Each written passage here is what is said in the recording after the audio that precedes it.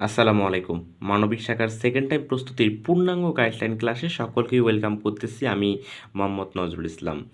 অনেকে আমাকে রিকোয়েস্ট করেছেন যে ভাই একটা মানবিক শাখার পূর্ণাঙ্গ গাইডলাইনমূলক ক্লাস নেন, কীভাবে শুরু করব?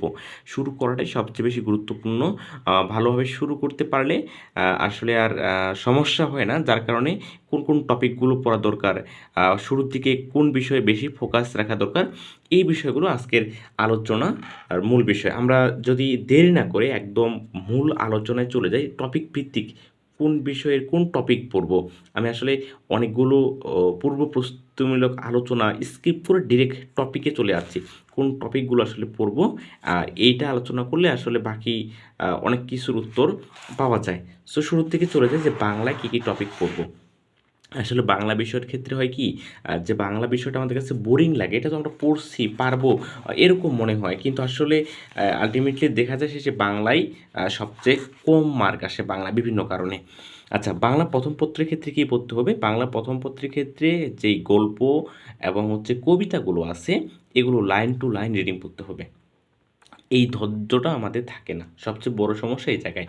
এটা লাইন টু লাইন রিডিং পড়তে হবে ধৈর্য নিয়ে। যেহেতু সেকেন্ড টাইমার, আমাদের পড়তে গিয়ে মনে হবে এটা সব গল্পই তো আমার জানা, কিন্তু ওই গল্পের মধ্যেই আমাকে পড়তে হবে কোন বানানটা কীরকম, একটা লাইন থেকে কোশ্চেন কীভাবে আসে, বা এই লাইনটা কোন ক্রিয়ার উদাহরণ, কোন বাচ্যের উদাহরণ, এইরকমভাবে পড়তে হবে। একই সাথে কিছু স্পেশাল শব্দ আছে, ওই শব্দগুলো কোন সমাস হয়, বাংলা প্রথম পত্রের গল্পের মধ্যে থেকে একটা শব্দ নিয়ে বলে এটা কোন সমাস হয়, এইভাবেও কোশ্চেন আসে। সো এতটুকু গভীরভাবে পড়তে হবে। বাংলা দ্বিতীয় পত্রের ক্ষেত্রে যে জায়গায় আমি সবচেয়ে বেশি ফোকাস রাখতে বলবো, আচ্ছা এই জায়গায় আরেকটা লাইন আমি অ্যাডজাস্ট করে নেই। বাংলা প্রথম পত্রের ক্ষেত্রে বিগত সকল বিশ্ববিদ্যালয়ের প্রশ্ন সমাধান। আপনার কাছে যে গাইড বই আছে, যে কোনো গাইড বই, সেটা বাংলা ভিত্তিতে হতে পারে, অভিযাত্রী হতে পারে, যে কোনো গাইড বই থেকে অধ্যায় শেষে দেখবেন প্রচুর বিগত সালে কোশ্চেন আছে। আপনি বাংলা এই রিডিং পড়ার পরে, আমি আগে মোটেও বলতেছি না আপনি আগে বিশ্ববিদ্যালয়ের কোশ্চেন সমাধান করবেন, আমি বলতেছি আগে রিডিং পড়া শেষ করবেন, এরপরে সকল বিশ্ববিদ্যালয়ের প্রশ্ন সমাধান করবেন। বাংলা বিচরণ অংশতে বেশি জোর দেওয়া দরকার, কারণ হচ্ছে এখান থেকে 4-5 মার্ক সবসময় কমন আসে। বিচরণ অংশের মধ্যে বাগধারা, সমার্থক শব্দ, বিপরীত শব্দ, পারিভাষিক শব্দ, এক কথায় প্রকাশ, এই কয়েকটা একদম মুখস্থ করবেন, বিগত সালে প্রশ্ন পড়বেন না এই 5টার ক্ষেত্রে। এই 5টার ক্ষেত্রে বিগত সালের প্রশ্ন পড়বেন না, কেননা আপনি পড়বেন যে পানি এর বিপরীত শব্দ কী, বা পানি এর সমার্থক শব্দ কী, বাড়ি। আপনার ওই একটা এমসিকিউ পড়ার দরকার নাই। আপনি ওই যে পানির যে সামনে 20টা সমার্থক শব্দ আছে সেটা মুখস্থ করে ফেলবেন। বাংলা ব্যাকরণ, বাংলা ব্যাকরণের ক্ষেত্রে কি, এই কয়েকটা টপিক সবসময় পরীক্ষায় আসেই। আর কিছু টপিক আছে তুলনামূলক কম গুরুত্বপূর্ণ, কিন্তু এই কয়েকটা টপিক পরীক্ষায় আসবে আসবে। আমি এখানে বর্ণটা যোগ করে নিই, বর্ণ এবং হচ্ছে ধ্বনি, এখান থেকে কোশ্চেন আসবে। যেমন সমাস, বানান, প্রকৃতি, প্রত্যয়, শব্দ, শব্দ ভাণ্ডার, এখানে পুরোটাই আপনার হচ্ছে যে মৌলিক শব্দ, যৌগিক শব্দ, এরপরে হচ্ছে যে বিদেশি শব্দ সবগুলোই। তারপর হচ্ছে যে পদ, পদ বলতে 5 প্রকার পদ পুরোটাই, এবং পদের যে পরিবর্তন আছে বিশেষ্য থেকে বিশেষণ সেটা সহ পড়বেন। ক্রিয়া বলতে হচ্ছে টেন্স পুরোটাই, বর্ণ এবং ধ্বনি। এমন কোনো আপনার পরীক্ষা না যেই পরীক্ষায় বানান থেকে কোশ্চেন আসে নাই। অবশ্যই আসবে। জাহাঙ্গীরনগরতে আবার ওই যে 4-5টা বানান দিয়ে বলে কোন শব্দগুচ্ছ সঠিক, এরকমভাবে কোশ্চেন আসে। সো সমাস, বানান, প্রকৃতি, প্রত্যয়, শব্দ, পুরো শব্দভাণ্ডার, পদ, ক্রিয়া, তারপর হচ্ছে যে আপনার বর্ণধ্বনি, এগুলো খুব ভালো করে পড়বেন। নত্যবিধান, সত্যবিধান বানানের মধ্যে অটোমেটিক্যালি চলে আসে।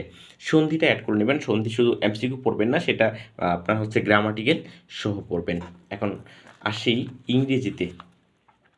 ইংরেজি সবার হচ্ছে ভয়ের কারণ, সবার ভয়ের কারণ যে ইংরেজি আমি কম পারি ভাই, ইংরেজি বুঝি না। এটা সবাই আমাকে বলে যে ভাই আমি ইংরেজি বুঝি না। আমি গতকালকে 4-5 জন আমাকে বলছেন যে ভাই ইংরেজি, আমি যে পরীক্ষা নিয়েছিলাম গতকাল, সেই পরীক্ষা তো আপনারা বলছেন যে ভাই আমি ইংরেজি বুঝি না। দেখেন, আপনারা, আমি ধরে নিলাম আপনি ইংরেজি বোঝেন না। এখন আপনি আগে এটা বের করেন যে ইংরেজিতে কোথায় কোথায় থেকে কত মার্ক আসে। মেমোরাইজিং পার্ট থেকে আপনার আলটিমেটলি 40% কোশ্চেন আসে মেমোরাইজিং পার্ট থেকে, এবং গ্রামাটিক্যাল পার্ট থেকে আপনার 50%, আর 10% হচ্ছে আপনার আন্ডারস্ট্যান্ডিং বা স্পিকিং থেকে আসে। এখন 40% যে আপনার মেমোরাইজিং পার্ট থেকে আসে, এই জায়গায় পোলাপান ভয়েই হাত দেয় না। এটা আমি এত কিছু মুখস্থ করতে পারবো না, 1000 প্রিপোজিশন মুখস্থ করতে পারবো না, এরকম হচ্ছে অজুহাত দাঁড় করায়। আর grammatical right form of verb, subject verb agreement, তারপর হচ্ছে নাউন প্রোনাউন ভার্ব, এইগুলোর কিছু কোশ্চেন সবাই পারে।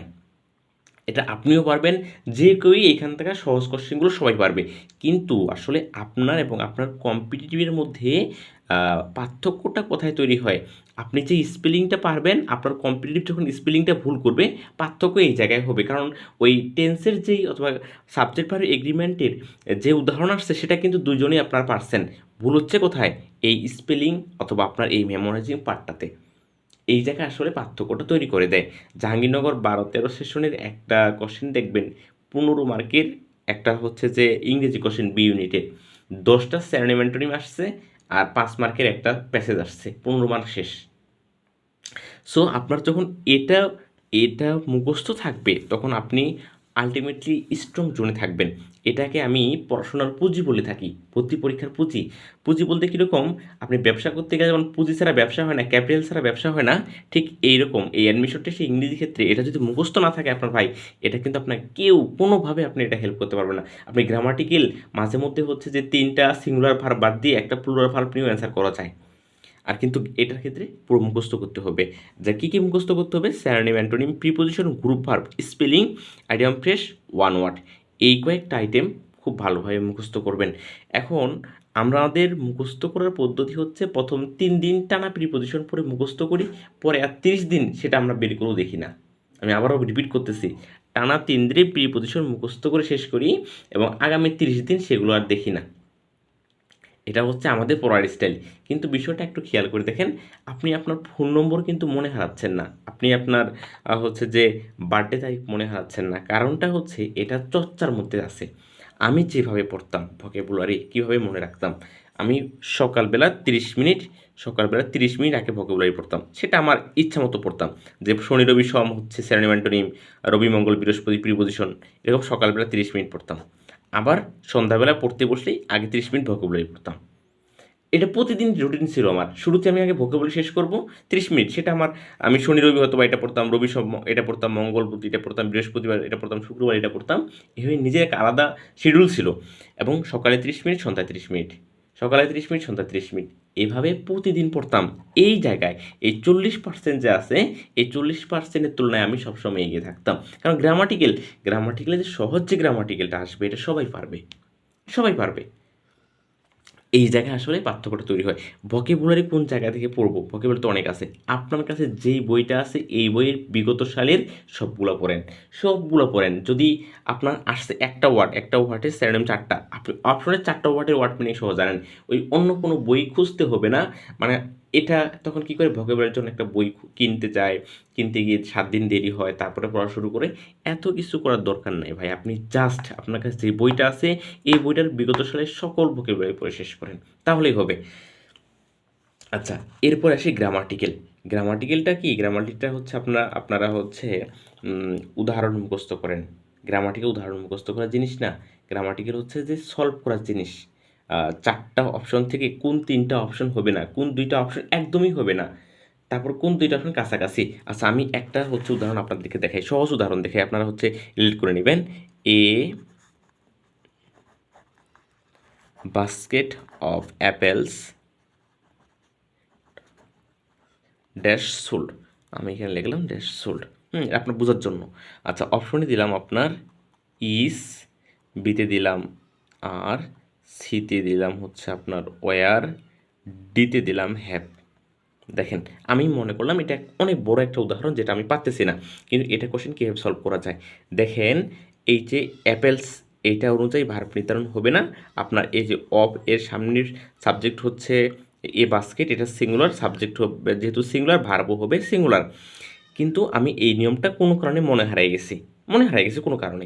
এখন দেখেন, তিনটা আপনার প্লুরাল ভার্ব আছে। দেখেন, এই যে খেয়াল করে দেখেন, 3টা plural verb, are plural verb, were plural verb, have plural verb, 3টাই প্লুরাল ভার্ব। 3টা প্লুরাল ভার্ব যেহেতু আছে, তার মানে এই 3টা হবে না, একটা যে সিঙ্গুলার ভার্ব আছে সেটাই অ্যান্সার। এরকমভাবে সলভ করা যায়। সো এই গ্রামাটিক্যালগুলো আসলে সলভ করার জিনিস। এগুলো আপনার মুখস্থ করার কোনো দরকার নাই। আর হচ্ছে যে এক্সাম্পল থেকে নিজেও আপনার স্ট্রাকচার বানাবেন বা রুলসটা নিজে বানাবেন। ওই রুলস অনুযায়ী গ্রামাটিক্যাল করিয়েন না। আপনি একটা এক্সাম্পল নেবেন নিজের মতো করে, ওই এক্সাম্পল অনুযায়ী নিজের মতো করে রুলস তৈরি করবেন। তাহলে ইংরেজিটা মনে থাকে বেশি। প্র্যাকটিসিং ইংরেজি হয়। আর আপনারা করেন হচ্ছে যে থিওরিটিক্যাল ইংরেজি, মানে হচ্ছে যে স্যার যে গ্রামাটিক্যাল শেখাইয়া দিছে ওটা। আর গ্রামাটিক্যাল কোশ্চেন শেষ সময় আসে রিপিট কম হয়েছে। অনেক প্রশ্ন রিপিট হয় না, কম, মানে রিপিট খুব কম হয়েছে। আচ্ছা, আমি জিকের দিকে যাই। আচ্ছা যে ভাই জিকে কী করব? জিকে এখন কিছু করবেন না, কথা শেষ। একটাই সাজেশন, জিকে এখন কোনো কিছু পড়বেন না। আর কোনো সাজেশন নাই জিকের ক্ষেত্রে। জিকে এখন কোনো কিছু পড়ার দরকার নাই। আর যদি কেউ একান্ত পড়তে চান যে ভাই হ্যাঁ আমার খুব ইচ্ছে করতেছে জিকে পড়ার ক্ষেত্রে, সেক্ষেত্রে আপনি পড়বেন ধ্রুব জিকে। ধ্রুব কোনো বইয়ের নাম না, যেটা হচ্ছে কনস্ট্যান্ট, পরিবর্তন হয় না, অপরিবর্তনশীল তারিখ, অপরিবর্তনশীল টপিক।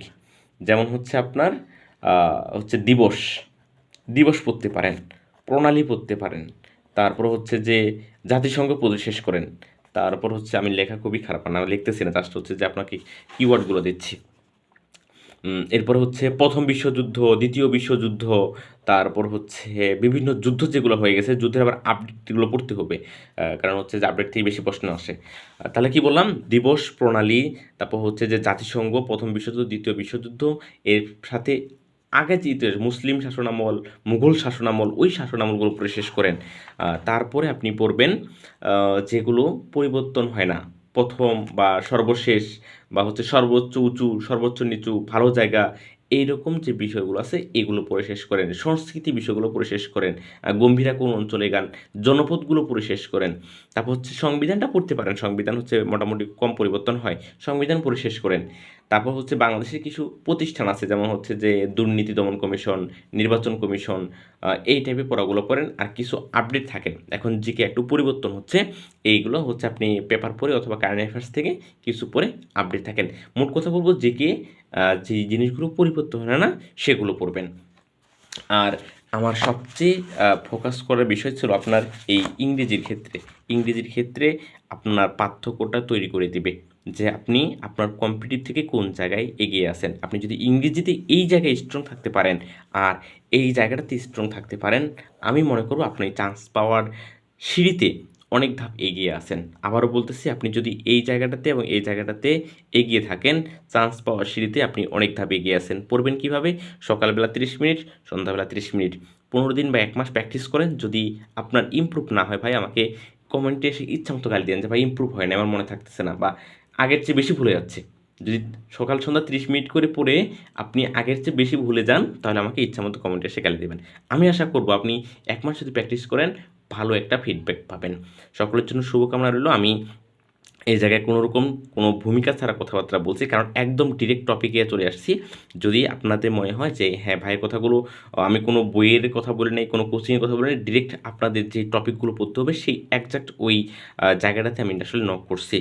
যদি ভালো মনে হয়, আপনি পরবর্তী আরও আপডেট ভিডিও পেতে চান, তাহলে যদি আপনার কাছে মনে হয় তাহলে চ্যানেলটাকে সাবস্ক্রাইব করবেন, না হলে দরকার নাই। ঠিক আছে? সকলের জন্য শুভকামনা রইল। ধন্যবাদ সবাইকে।